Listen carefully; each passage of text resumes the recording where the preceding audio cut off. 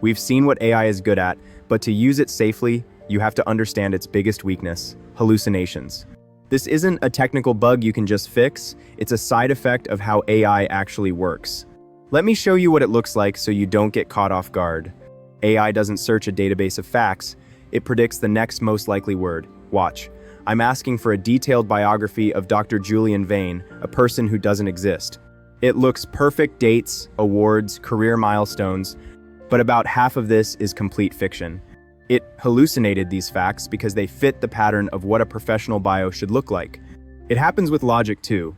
If I ask a tricky logic puzzle, like the cats and mice riddle, it might give me a confident but wrong explanation. The tone is always authoritative, whether it's right or wrong. That's the danger. AI is never unsure. It's either right or it's confidently wrong. This is why the #1 rule of AI is never trust, always verify. Use it for the first draft, for brainstorming, and for structure, but never for facts, names, or numbers without checking them against a reliable source. If you can't verify it, don't use it.